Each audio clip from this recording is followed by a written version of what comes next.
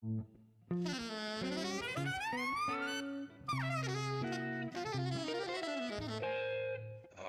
Jazz.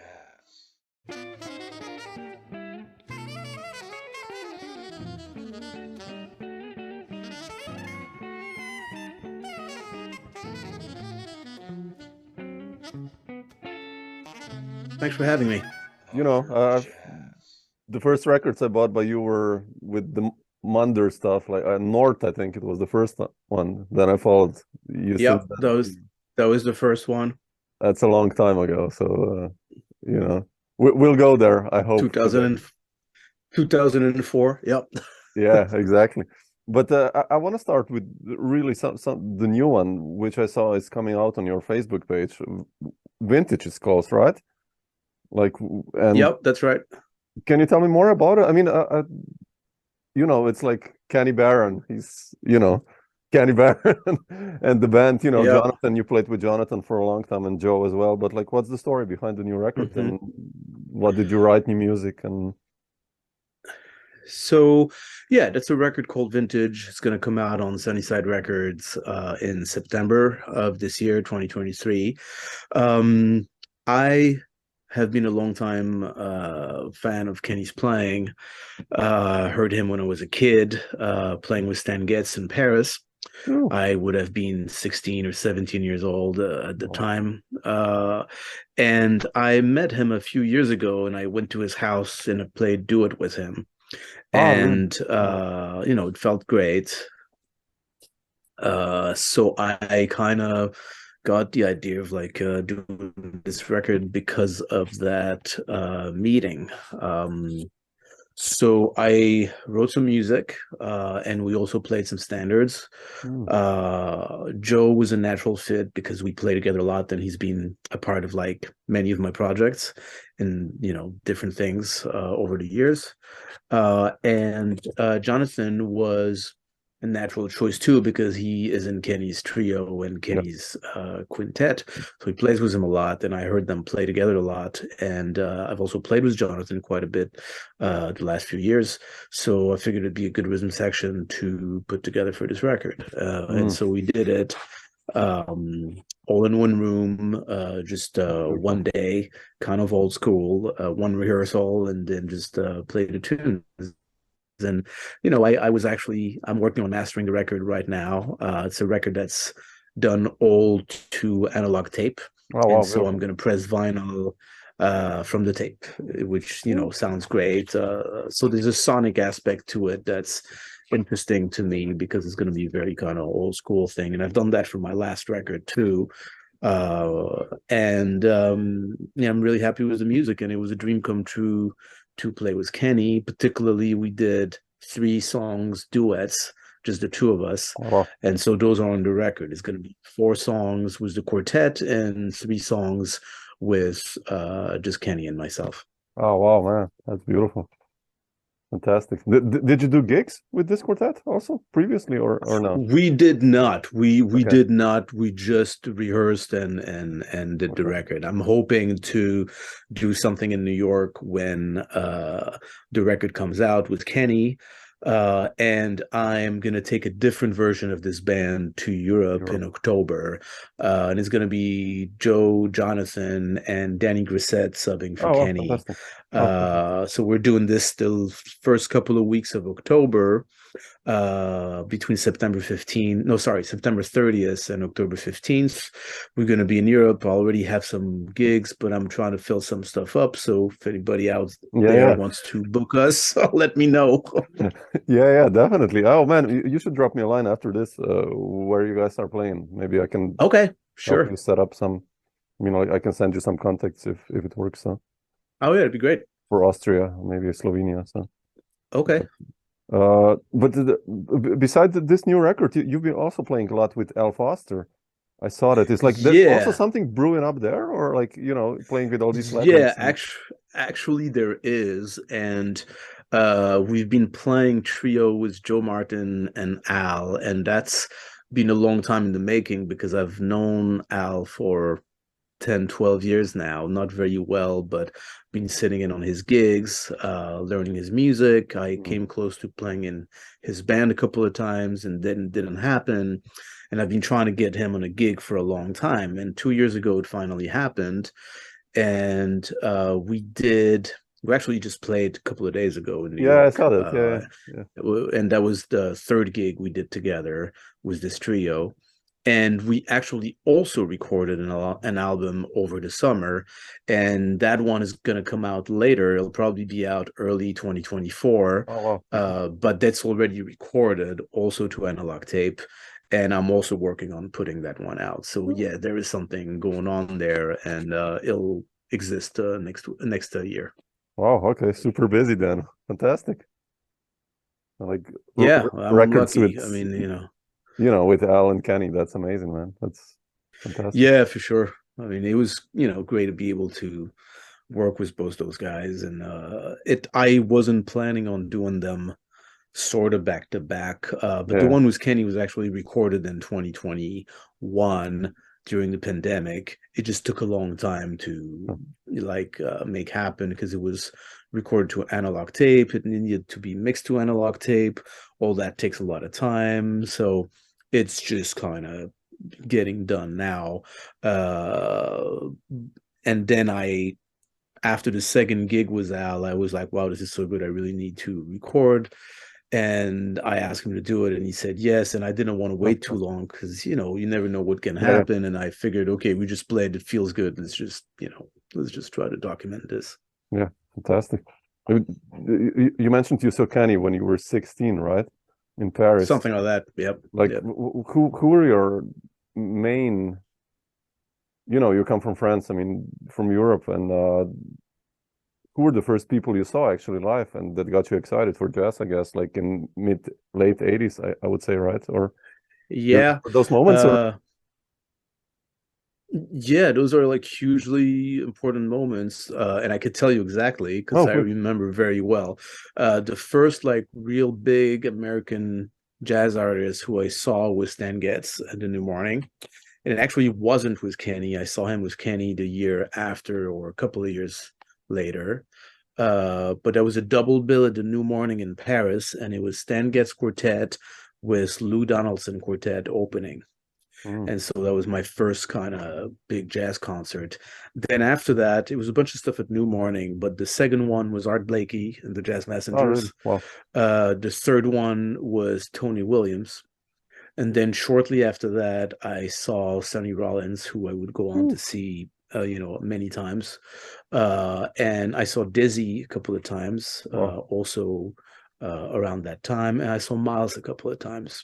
Really? In 89 and 90. Yeah. Wow. So those were very, important experiences for me. Also at the time, Johnny Griffin was living in France. I saw him play a bunch of times. And I heard a lot. I was lucky that like a lot of people were coming through Paris. So like I saw Roy Haynes a bunch of time. I saw Elvin. Many people. So it was pretty great, and it definitely kind of was a huge thing for me to be able to see these people live. And I realized how lucky I was to be able to experience that. Yeah. Did you already like play jazz at that time when you saw those guys, or like starting it, or? I was just starting. I started playing saxophone when I was 13 or 14. Oh, already. Okay. And this would have been when I was 15, 16, 17. So I was just getting into jazz, and I was just starting to think that I loved it, and that, maybe that's something I would want to do. But, it was more of a dream than anything else at that point. Yeah. Like, how did you get in the scene? I mean, I know you later went to New York, obviously, and, studied at Berkeley and Boston and New York. I want to ask you about that later, but like before going to the States, what was your story in Paris? I mean, in France, did you start connecting with French guys? I mean, I've played with so many guys from Paris and France, and the scene is amazing, so many players. And what was your story there in France? I mean, it's funny. At the time, there were a lot fewer people than now. Like when I was coming up as a teenager there, there weren't as many musicians. Like the big jazz conservatory that's around now didn't exist. There were a few private schools, and there was not a lot of systematized jazz teaching, jazz education in France at the time. It certainly came later and blossomed, and now it's everywhere.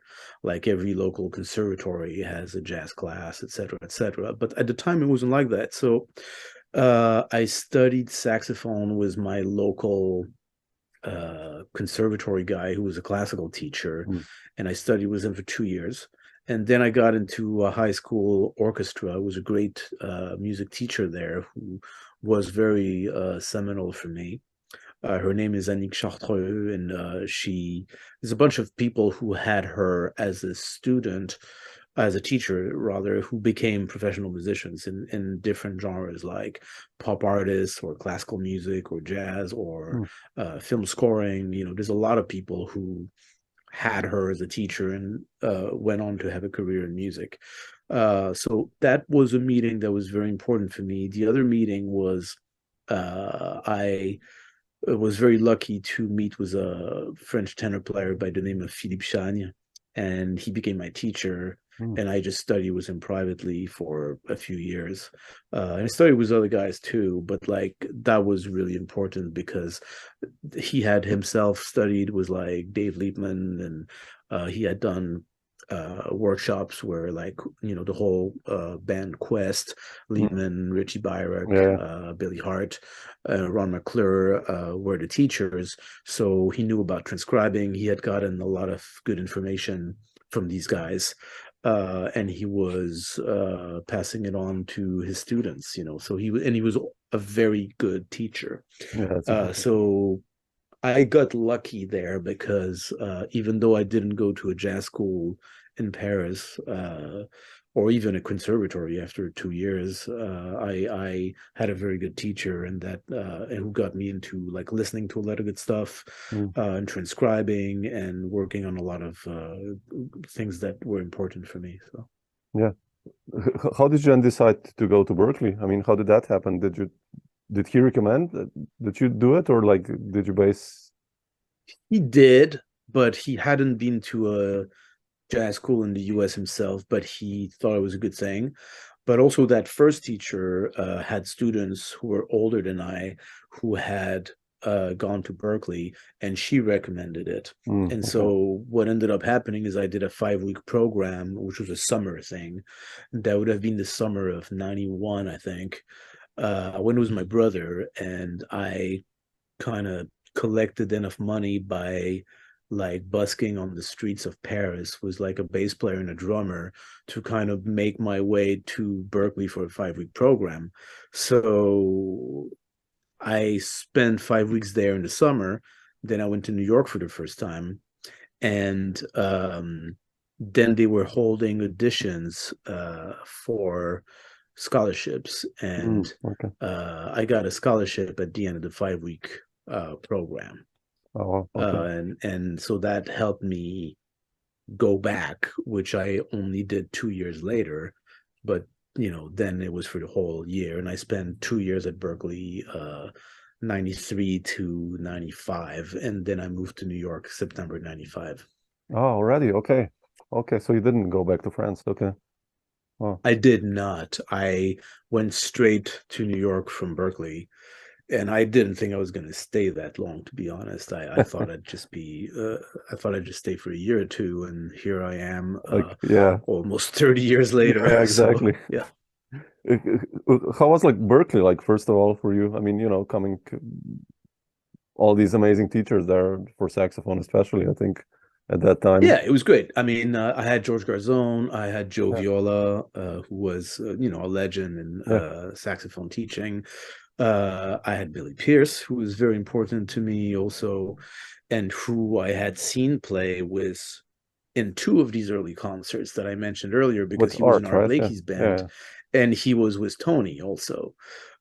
So, you know, back to back, I heard like two bands, you know, was like, you know, incredible drummers, and Billy Pierce was in both. And he, you know, then I got to study with him. And you know, he was great. So George was really great. Joe Viola was really great. Yeah. I used to practice soprano saxophone quite a bit with him, but in terms of just like sound and good tone production, he didn't talk about jazz at all. It was all about technique and sound, and especially for sound, it was really great. You know, so I got lucky. Some of the best teachers out there. Yeah, definitely. Yeah. How was it like this move to New York for you? You know, 95. Who were the first gigs you actually got? And, you know, being someone from France, I mean, obviously you were 2 years in Boston already, but still coming to a new scene. Yeah. I mean, I wasn't working a lot when I got here. I still had a ton to learn. I was playing here and there, but little gigs. But little gigs at that point would still involve like great players. And it was, 1995 in New York meant that you could hear people like Kurt Rosenwinkel and Mark Turner and Jorge Rossi and Jeff Ballard all the time. Brad, Bill McHenry, Ben Monder, those became the people that I kind of met and looked up to, and some of them ended up playing with and ended up being friends with. But I remember like one early gig was with Jorge Rossi, actually, and that was like a really maybe my first year in New York or something. And I don't even know how I got a gig. It wasn't his gig. It wasn't my gig. It was somebody else's gig. And I ended up on it. And it was some kind of private party, but he was in drums. And, he was already playing with Brad, and he was already unbelievable, So that's an early memory that was, important. And just getting to see a lot of people play and hear a lot of people play, being able to go to the Vanguard and to Smalls, hearing like Kurt's quartet with Mark Turner and Ben Street and Jeff Ballard. Yeah. They were playing every Tuesday for a long time. Hearing Guillermo Klein's band, Los Guachos. That was one of my favorite band, and that's a band that I ended up playing in a bunch a few years later. Those were really, really important things for me. And then, you could still hear also people like Tommy Flanagan and Barry Harris and Elvin and Dewey Redman and Max Roach. I mean, it was these guys it was pretty great in terms of like the giants still being around, and you could hear a lot of them. They were playing, and you could hear them playing clubs. I saw Charlie Hayden play in clubs. I saw Paul Motian play in clubs. I saw Max Roach at the Iridium. It's like you could still. I saw Elvin in not huge places. It's like you could get close to all these giants. And there was also like a new scene of people closer to my age, maybe like a little older, well, I guess, 2 to 3 to 10 years older than I am, and who are like already making a mark on the scene, like people like Kurt and Mark and Ben Monder, et cetera, et cetera. So it was very exciting. It was a very exciting time to be in New York, for sure. If you compare now, like, I mean, of course you were younger, so it's a different perspective, but the club scene back then and now, like, I know COVID hit in between, which made it quite different, but still, what would you say, like, if you compare the scenes from 30 years ago and now in New York? I mean, how it has changed, or for young musicians, let's put it like that. It seemed like there were more places. It seemed like there were more places to play at, like smaller places that, like, in every corner you could kind of play a gig. like there were a lot of places in the East Village. The first time I heard Jeff Ballard play was in a small place called La Linea. He was playing with Bill McHenry. You know, there was a place called Detour that was I played really there once, man. important. That's a funny place. Yeah, I played there a bunch of times. The first time that my quartet played in the form that ended up being the band that's recorded was like Ben Monder and Joe Martin and Ted Poor was at Detour. So there were more places. You know, I remember hearing Kurt and Chris Cheek there. I mean, it seems like there were more places. It also seems like there was maybe more of a connection to the standards and the tradition of jazz in a way, even though it was forward looking in terms of writing and everybody trying to have a voice and stuff, but there was also maybe more of a connection to the history just because we were closer to that history at this point in time. And all the giants that I mentioned, you know, a lot of them were still around and active, and you could see them play, you could take lessons, you could go to master classes, et cetera, et cetera, et cetera. So I think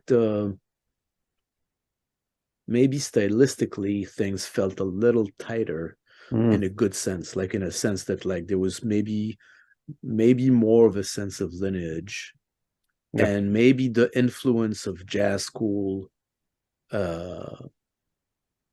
wasn't as widespread, because now it feels like there's generations and generations of people who have come out of jazz school. And, you know, I'm among them. Like I went to Berkeley for a couple of years, but I would say that like being in New York at that time had as much, if not more, and I would say more actually, of an influence on my development as a musician than going to Berkeley.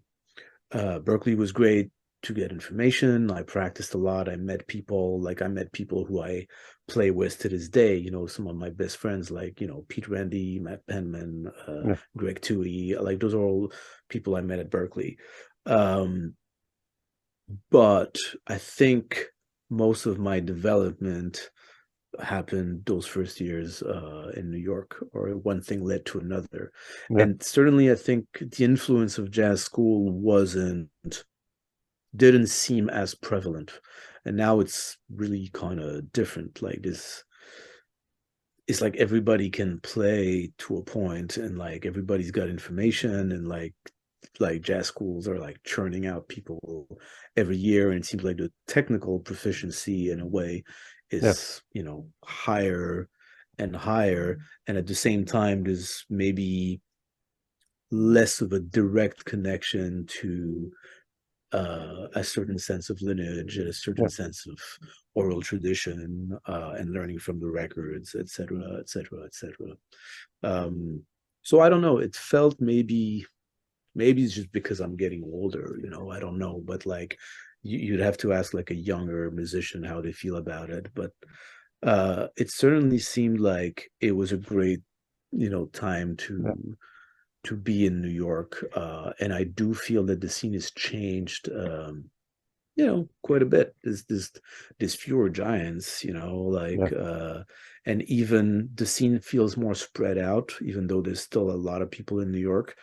There's a lot of people who moved away, like different parts of the state or Europe, et cetera, et cetera. So it's like, it's maybe less central than it used to be, even though I would argue that it still is the best place to be exposed and play this music. You know.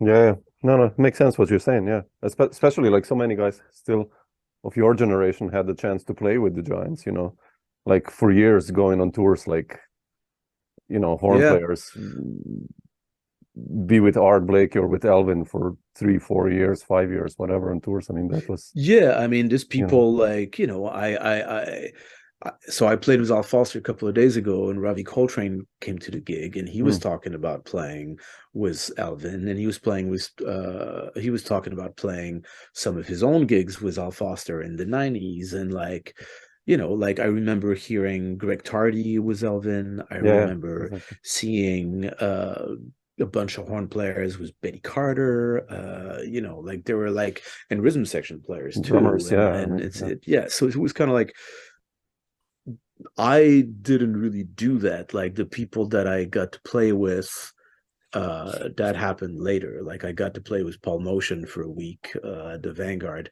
but that happened towards the end of his life, and that was like 2011. Yeah. But like still getting to do that was, a little taste of what certain people in my generation did, and certainly people a little older than I.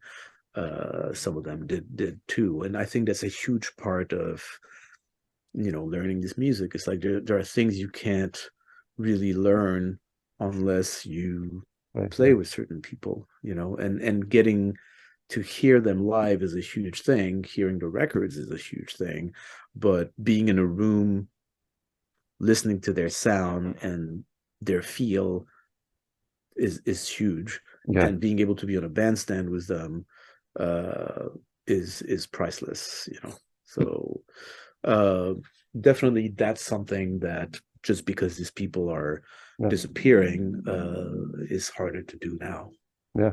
Like you mentioned Paul now. I mean, I'm such a huge fan of Paul Motian, like, his compositions already, and of course drumming and everything. But like, how did you end up on that gig and, playing with him? What was the lineup also? I mean, so what happened is in 2008, I did a trio record with Ben Monder and Daniel Humair. Yeah. And we did it in France. And it's a record called I Will Follow You. And it's basically freer music that I wrote thinking there would be no bass and kind of thinking of the way Danielle plays drums now. So I wrote some music specifically for that record. And when the record came out, this thought occurred to try to do some kind of record release thing in New York, but I wasn't really going to be able to fly Danielle over. That was just kind of too involved and too expensive and not really realistic. Yeah. So I got together with Ben on the phone and I was like, hey, man, who do we call? Like, and I started kind of thinking about different people. Like, I remember thinking about Tom Rainey and Nasheed Waits and Taishan Sari and, other great drummers who I wanted to play with and who I thought would be great for this music. And then Ben was like, hey, why don't you call Paul Motian? And I was like, can I do that? Like, can I actually do that? So he said, yeah. And he gave me Paul's phone number and he was like, okay, so call him, tell him I gave you the number. It's going to cost you, X amount of money because that's what he charged. But I was kind of ready for it. So I called Paul Motian and he picked up the phone and I hired him for a gig. And then he ended up really liking the gig. And what happened is maybe 2 or 3 months later, he was playing at the Vanguard maybe 6 times a year. He wasn't traveling anymore, but he was playing a lot at the Vanguard. And a week opened up. Maybe Lorraine Gordon gave him a week that he wasn't supposed to have because somebody canceled. Or maybe he had a week and somebody canceled on him. I'm not really sure what happened. But it turned out that there was a week that he had at the Vanguard and he wasn't sure what to do. And at that point, one of his friends, photographer John Rogers, had seen him after my gig, which was at Cornelia Street Cafe when I hired Paul and Ben. And John, even though he wasn't at that gig, spent some time hanging out with Paul Motian after the gig. And Paul apparently told John how much he enjoyed the gig. So they were talking months later. This is John telling me this, like I wasn't there, but and Paul said to John, oh, I have this week at the Vanguard. I don't know what I'm going to do. And John said, hey man, why don't you hire this sax player that you told me about that you really dug at Cornelia Street? And apparently Paul said, yo, this is a great idea, I'm going to do that. And so cool. I owed his gig to John Rogers apparently, because Paul picked up his phone, called Ben called me and said Paul was going to call me, and Paul called and he said he had to run it by Lorraine Gordon, and Lorraine said yes. And so we did a week at the Vanguard, It's and beautiful. he called it Paul Motian New Trio, which was, a bit of pressure, but yeah, I mean, that was definitely a dream week for me. There was like for me as a musician, there was like a before and an after that Yeah. week. Did you play his tunes or did you improvise or like? We played a mix of his tunes, my tunes, and standards. Because the gig that I hired him for, we were playing my music and standards. And then when we did the week at the Vanguard, he just said, let's do the same thing. I like your tunes. And he also said, learn some of my tunes. Yeah. And then I was like, well, which ones? Because, there's a lot. And he wrote a lot of great music. So, Yeah. and he was like, oh, I'll just get together with Ben. He has my book and you guys figure it out. So I went over to Ben's. We played through a bunch of stuff. We picked a bunch. And the first day on a Tuesday, we showed up with a list of like Paul's tunes and some of my tunes and some standards. And we just gave him the list. And he looked at the list and he took a piece of paper and a pen and wrote out his own list, taking from the first list. And those were the sets. And that was it. Oh, beautiful. No rehearsal. Sure. A 5-minute sound check, and then it was boom, first night, 8 p.m. on Tuesday. Oh, fantastic. Well, was any of that recorded? I mean, did anyone record it or? Not officially, but I snuck in something, so I have some of it, and other people snuck in stuff, and then they send it to me. So I have some of that on my computer. Yeah. Oh man, one day if you want to share just to my ears, I would love to hear that, man. Yeah, I actually haven't revisited this in a long time, but I would like to hear it, and maybe one day it'll see the light of day in some way, shape, or form. But yeah, it's good that I have this. It's an incredible memory for me, and just the level of and intensity of music making, particularly from him, was really, something that I remember very well, that I can still kind of feel, and that I haven't experienced many times. It's like I've experienced that with Paul, with Al Foster, and then, with people closer to my generation. I did a tour with Jeff Ballard where there was some of that same kind of like intensity and just 100% commitment to the music, and just a really high level of artistry. It's like Paul and Al are very different, but like there's like a connection to the music and a simplicity and yet personality and sophistication and touch and feel and conception, and a clarity of conception in everything they do, and a total commitment that if you're lucky enough to experience that at some point in your life, for me as a jazz musician, it's those experiences are a big reason of why I play this music and why I wanted to play this music. Yeah, sure. I mean, I can only imagine. I mean, yeah. Did you guys ever talk about music, like with Paul? Like, was there any talk what to play or how to play, or did he tell you something, or not really? Okay. He didn't talk much, but he was supportive. And I remember on a musical level, it was a lot easier than I thought it might be, because I had heard him a bunch. And I thought like, well, this might be, I don't know how I'm going to fare playing with him. And then once I played with him, it was actually a lot easier than I thought it would, because from the inside, everything was really clear. Like all the stuff that from the outside, you're like, oh, what's happening here? All of a sudden, once I was in the middle of it, it made perfect sense. And it was actually very clear and very easy to play with. But he didn't talk much. He would talk about certain things. Like I remember we played Along Came Betty the first night, and there was something about it that he wasn't sure about, and so he asked me to bring him a recording of the tune. And so the second day I brought him the, Art Blakey recording. I copied it for him and I gave him a CD, or I brought it and he listened to it. And he was like, oh, yeah, that's how, there was like a particular thing he wanted to check out about it. So I remember that. And then I remember that he was concerned about, he just wanted to make sure he could hear everything. And Ben was playing pretty loud, and there were 2 amps, and kind of like the positioning of the amps and how to deal with volume. Yeah. That was a thing.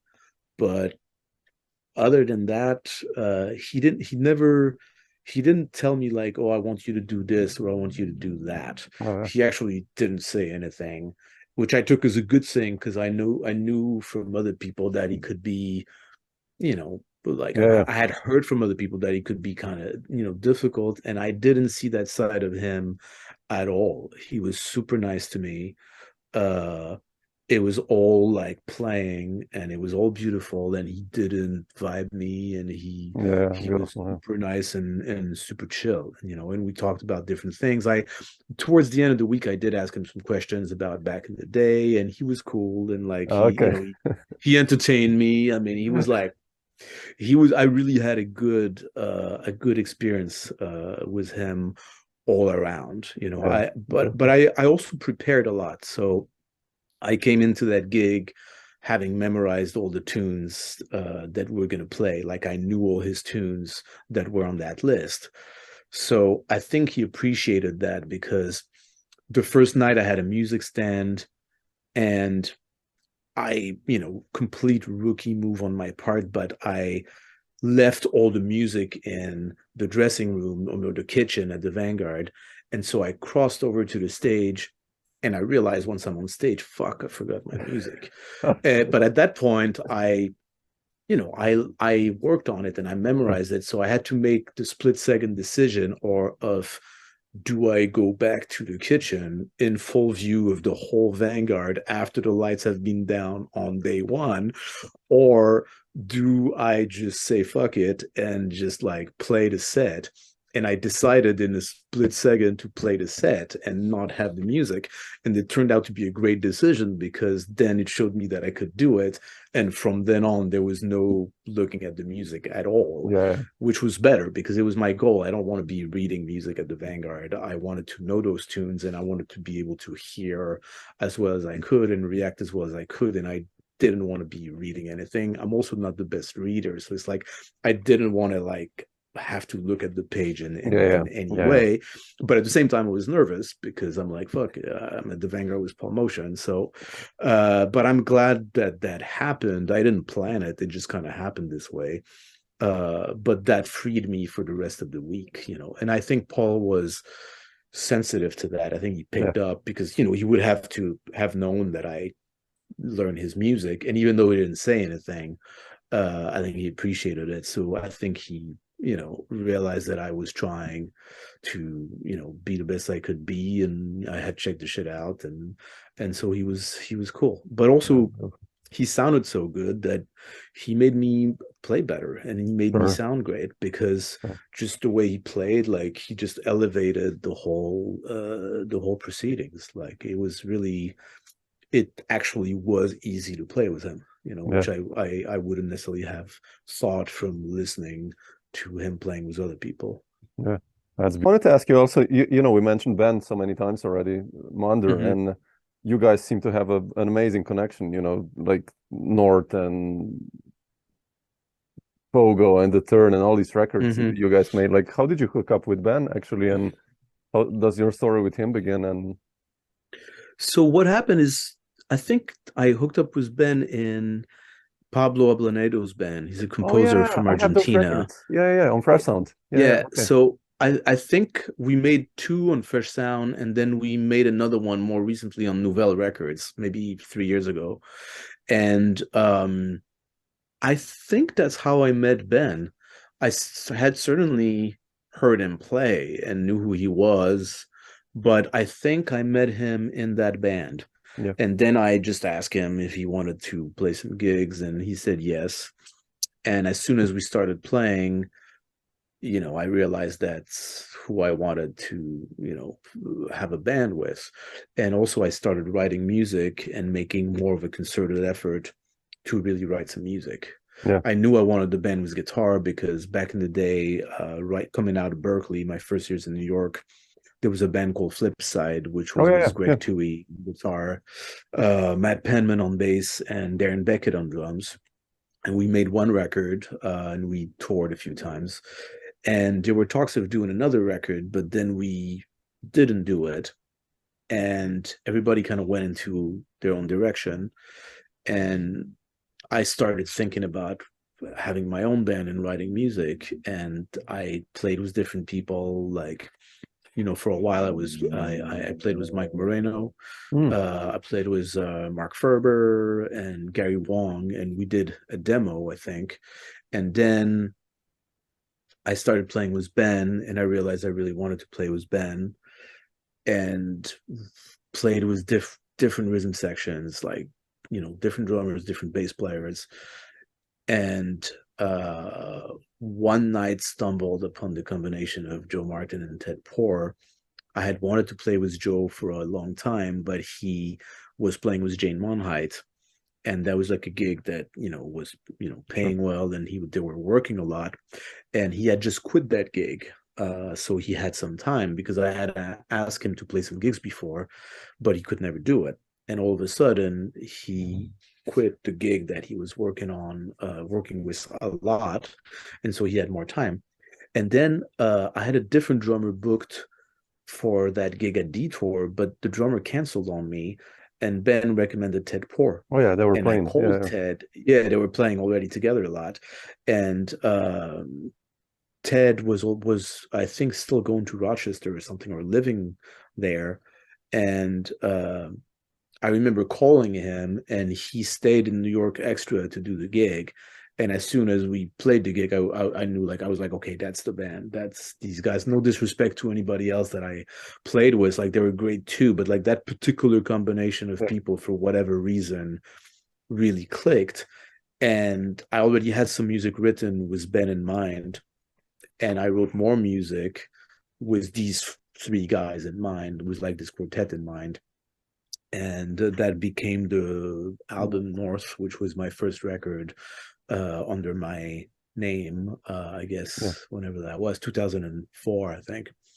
And I believe in writing music for people. Like, that was most of the music that I wrote for this band was really written with like this band in mind. It was like Ted on drums, Ben on guitar, and I was really trying to find my way as a writer.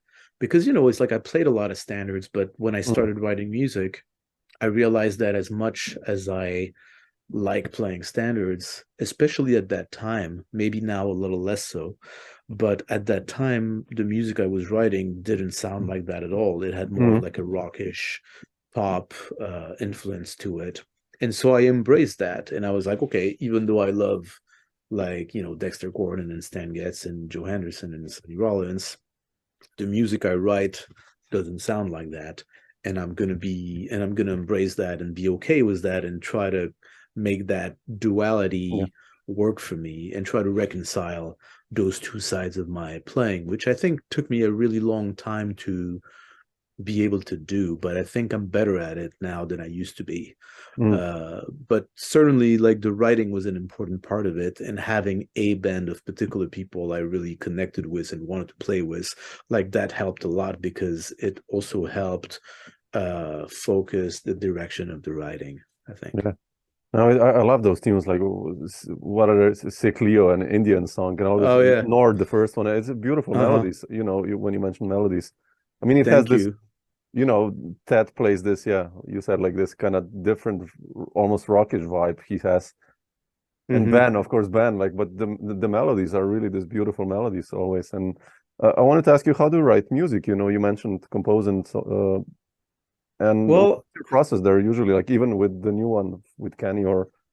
Well, I'm not like a trained composer, so in that sense, I think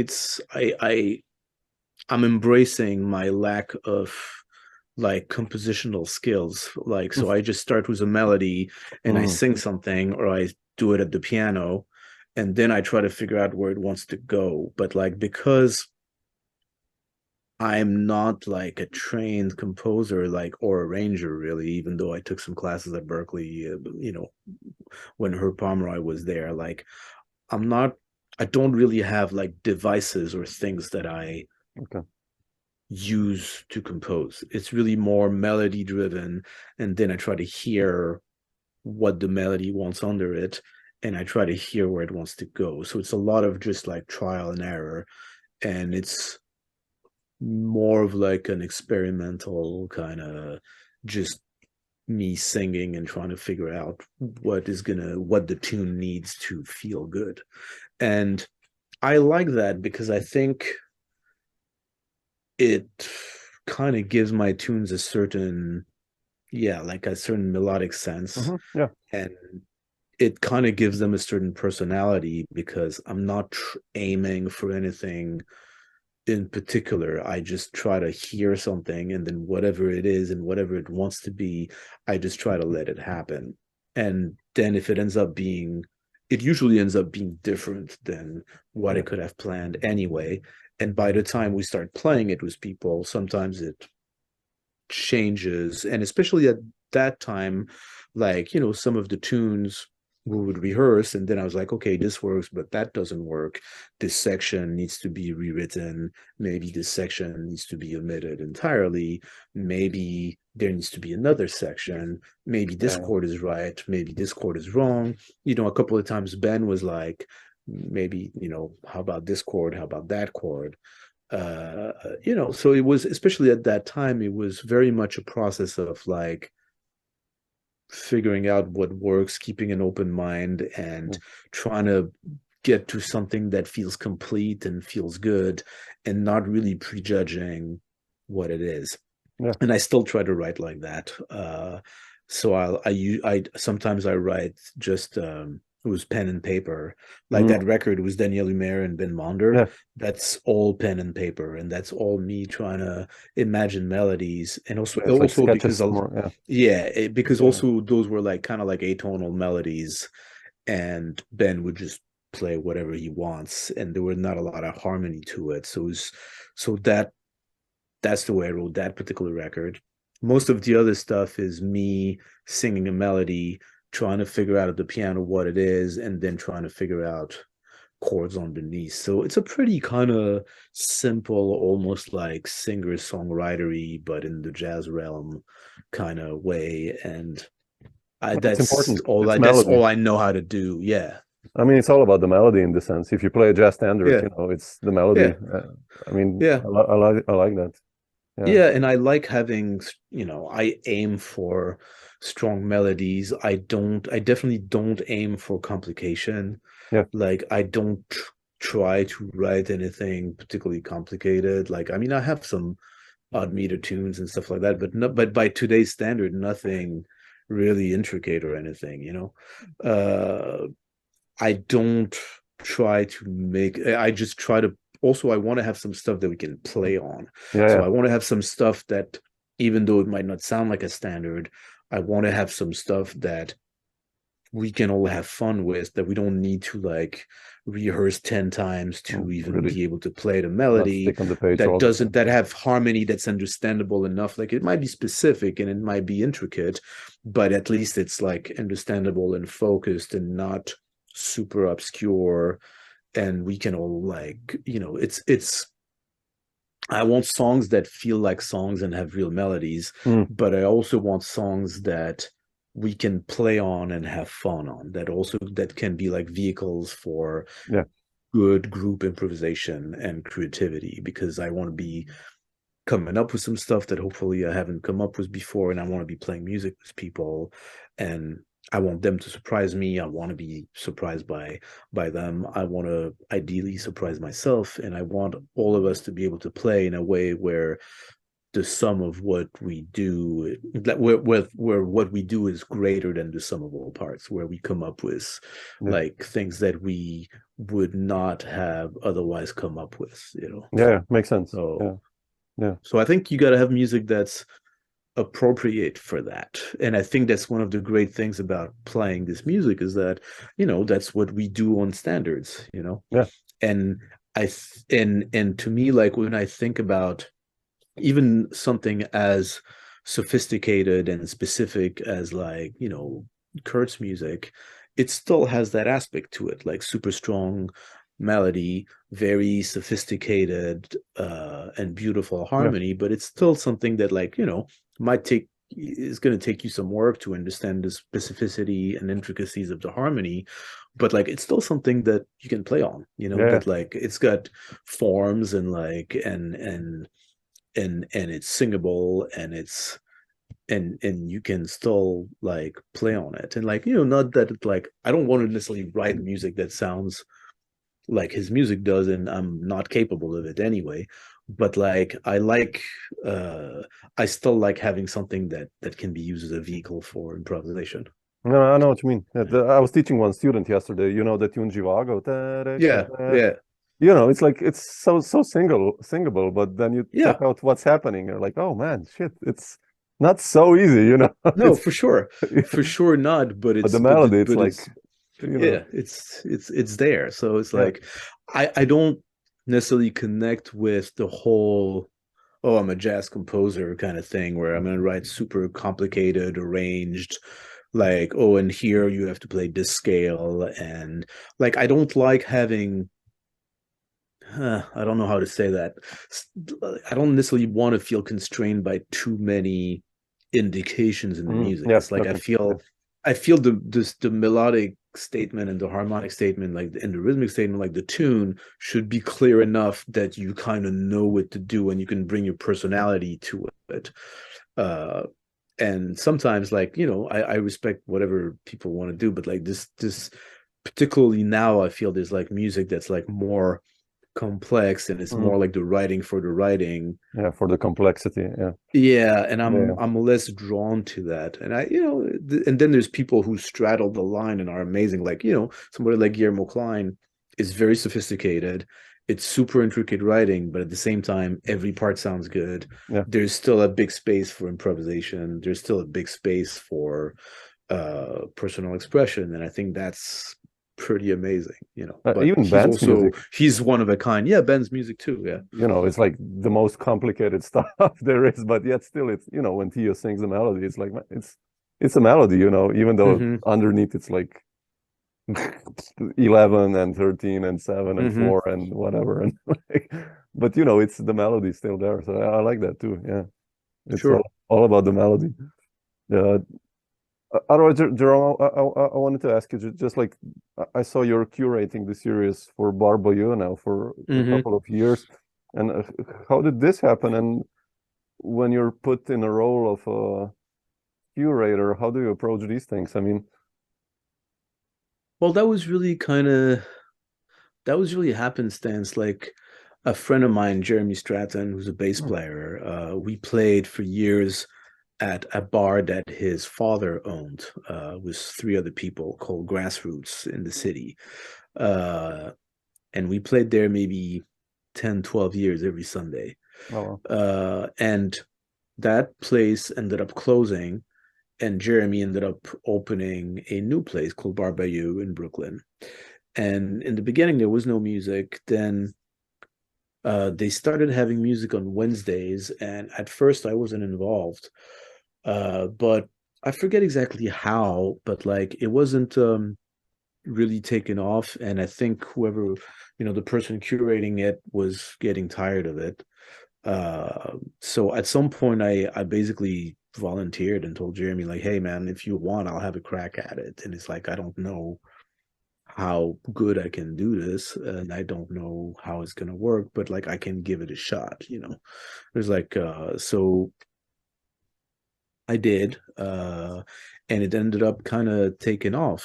And then the pandemic happened, and we got into streaming, which was a whole other thing. But I was part of a team where we, got it together and tried to stream, and we continued the series like that. And then after COVID, we've been back to every Wednesday. Hmm. And then there's other people who book different days. I just kept to 1 day a week because I don't want to do this all the time, and Yeah, it's already, a lot of time and effort to do well. And also I try to be there. So it's like if I'm booking somebody on a Wednesday and I'm in town and I'm not working on a gig of my own, I'm there and I announce the band and I that's collect beautiful. tips and I try to make sure everything works well and everybody has a good time. And I don't know, it was a process of, it felt like it was good to kind of give something back to the scene and try to book people who I like and like have a wide variety of quality stuff. Like stuff, there's a lot of stuff that I like and that I connect with, which might not be the stuff that I play or people that I play with or whatever, but it's like, like just try to showcase the diversity and quality of like the scene today, or at least a segment of it. So that's really kind of how this started. And like, because I know a lot of people, because I've been here for a long time, I've been able to like, get some really great musicians to like do it. And then I try to take care of it and make sure everybody makes money. And then it ends up being like a virtuous cycle, and it ended up working pretty well. So I still do it. I'm booked until like October, and I'm turning people down all the time because it's like I don't want to book it that much in advance, and also I just want to do 1 day a week because I don't want it to take over my life. But I think it's a good thing, and the place is cool. Beautiful gigs,